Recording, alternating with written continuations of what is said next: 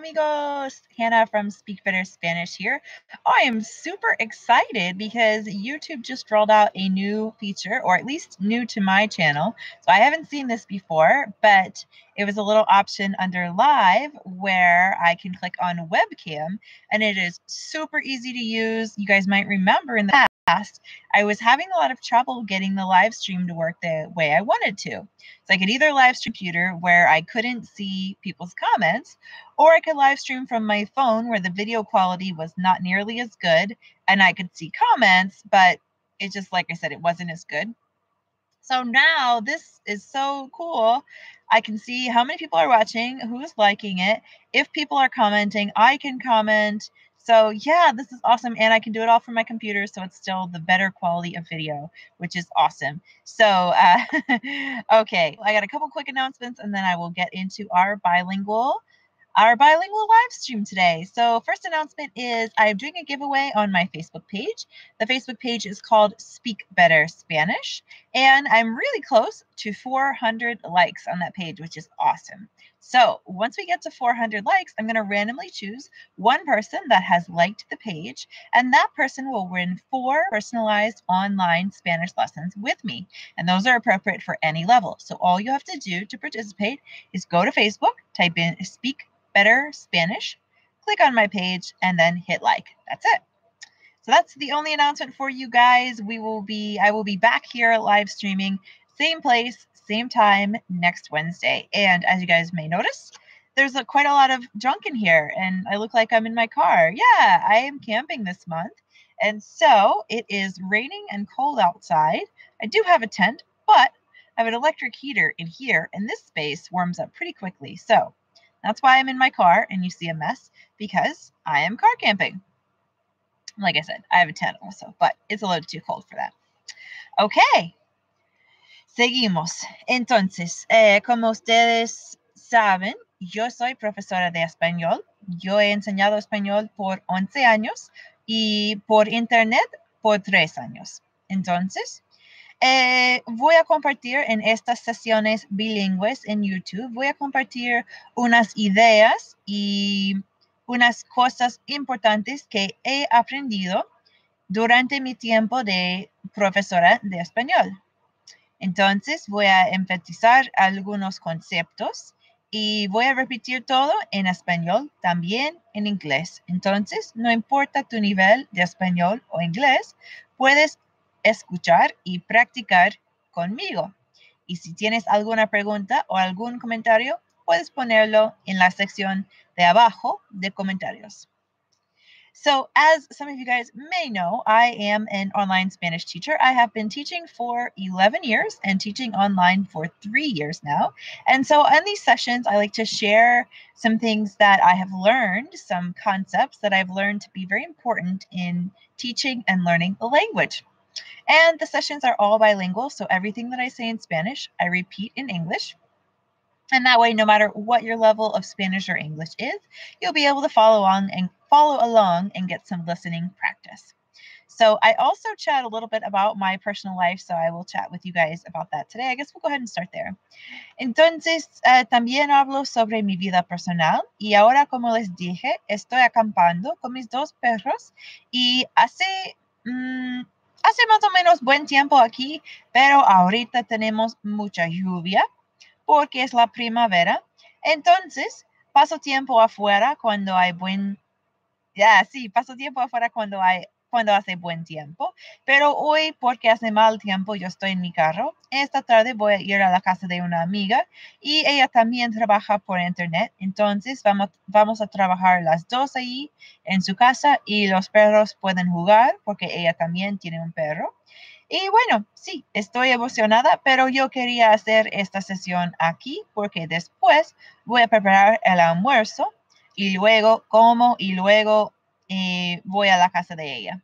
Está muy cerca. Entonces, para el almuerzo voy a preparar una ensalada de atún. Esta ensalada tiene atún, tiene mayonesa, también tiene... no sé cómo se dice en español. Un momento, voy a buscar una palabra. No sé.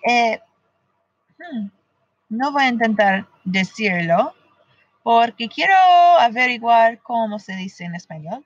Es como una verdura, la verdura se llama pepino, pero hacemos un proceso y no es exactamente un pepino, no es fresco. Vamos a ver, una nueva palabra para mí. Entonces, interesante. En esta ensalada de atún yo pongo mayonesa, pepinillo. Aparentemente pepinillo es la palabra para los pepinos que tienen ese proceso con vinagre y todo. Y también mayonesa y un poco de sal y pimiento. Entonces voy a comer esto con unas galletas saladas para el almuerzo hoy. So, all of that together was to say that I am camping, as I have told you guys, and I'm in my car right now because it is bad weather. But this afternoon, I'm going to go over to my friend Mary's house. She also works online, and she also has a dog, and our dogs are all friends, so we can both work. The dogs can play. It's all good. She lives really close. So I'm going to go over there this afternoon, but I wanted to do this session here in the car just so that it would be quieter. And plus, I want to eat lunch before I go over there. So for lunch, I'm going to make up a tuna salad. So it's going to have tuna, mayonnaise, salt, pepper, and pickles. And I had to look up the word for pickles because I actually did not know how to say that in Spanish. So it turns out it's pepinillo for pickle. And I knew pepino was cucumber, but obviously cucumber and pickle are not exactly the same thing. When you say cucumber, you think fresh cucumber. So anyhow, all right. Yes, so entonces vamos a seguir practicando y voy a hablar hoy sobre la pronunciación. La pronunciación es muy, muy importante porque si pronuncias algo de manera incorrecta, es posible que los demás no te entiendan. Entonces es muy importante tener buena pronunciación para, para comunicar. Sí. Por ejemplo, los vocales son distintos de la pronunciación de los vocales en inglés. Entonces, las letras son las mismas, pero las pronunciamos de manera diferente. Y si no sabes más, por lo menos aprende a pronunciar los vocales, porque generalmente se pronuncia de la misma manera en español siempre. Entonces, si puedes leer y pronunciar los consonantes iguales como las en inglés, porque más o menos sí hay algunas diferencias, pero generalmente son muy parecidas a las pronunciaciones en inglés. Pero si aprendes a pronunciar los vocales, eso es muy útil. Entonces, vamos a practicar un poquito hoy con los vocales. Tenemos A. A in English is A. So A in English is A in Spanish. E in English is A in Spanish. I in English is E in Spanish. O in English is O in Spanish. And U in English is U. Entonces, es muy importante saber la pronunciación de los vocales. So, today we're going to be talking about pronunciation. Pronunciation is really important when you're speaking another language because if you don't get it close enough, it's going to be hard for other people to understand what you're saying. So, one of the best things you can do to really improve your pronunciation is make sure you know how to pronounce the vowels in Spanish. So, the vowel letters are the same in Spanish as they are in English. They have a different pronunciation in Spanish and in English. If you can pronounce the vowels, the consonants have pretty similar sounds to those in English. So you'll typically be able to sound things out. Now, that's not the case 100% of the time, but that's at least enough of a guideline to kind of get you some progress. So in Spanish, we have the same vowels, A, E, I, O, and U, but they're pronounced A, E, O, U. So knowing those pronunciations will really help you sound out a word and get your point across, which is super helpful. So pronunciation is something I see a lot of students struggling with. And of course, it's understandable. You're seeing things pronounced differently, new words, new combinations of letters. Of course, it's normal. But it's definitely something that you'll want to focus on because, anyway, I'll continue in Spanish. Okay. Entonces es muy importante practicar la pronunciación. Y un consejo es pronunciar de manera muy lento. Yo sé que puede ser un poco, no sé, puede causar frustración.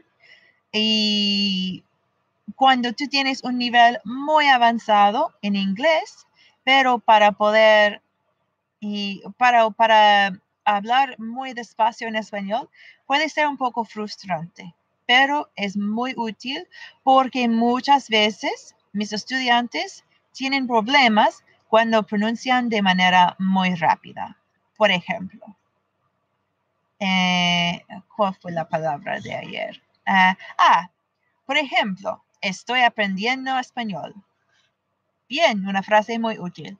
Pero si tú dices, estoy aprendiendo español, es posible que te entiendan, pero también es posible que no te entiendan. Entonces, tenemos que enfocarnos en buena pronunciación y una manera de hacerlo es pronunciación muy lenta. Por ejemplo, si estoy aprendiendo la palabra aprendiendo, puedes hacerlo en 5 pedacitos. Aprendiendo.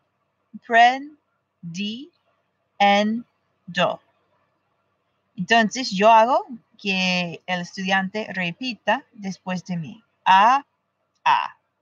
Pren, pren. Di. En. Do. Y luego un poco más rápido. Aprendiendo.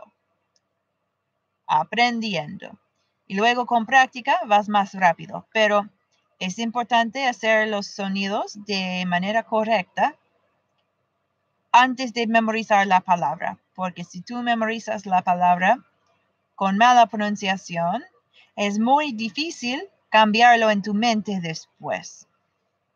Sí.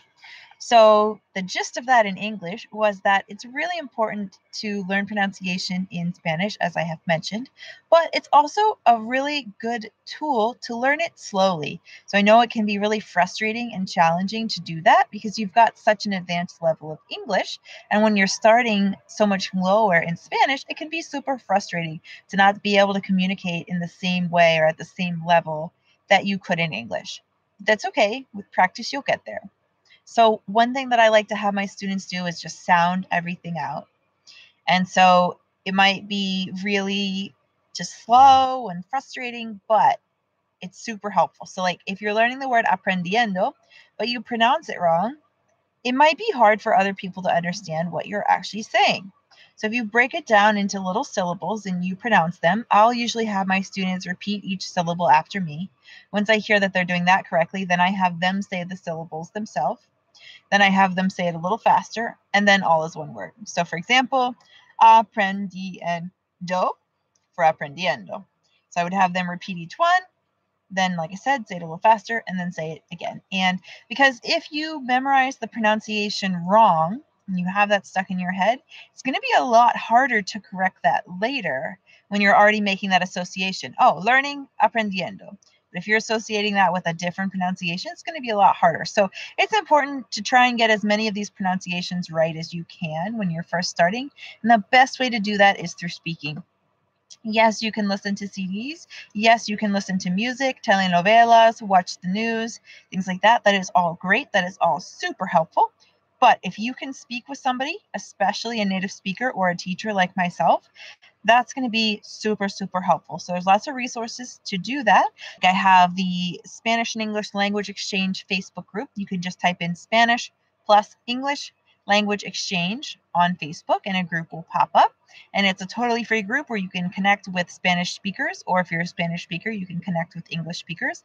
And you guys can do language exchanges where you practice both languages together and you help each other answer questions, help with pronunciation, etc. That's a great way to do it. Work with a native speaker if you have a friend, or any kind of teacher. There are tons of online teachers, myself included, but getting out there and speaking that is going to be the most useful thing. So yes, doing like audio recordings and listening to recorded things is great and is super helpful, but ultimately you're going to have to do at least some speaking to get out there and to really get the pronunciation right. Yeah.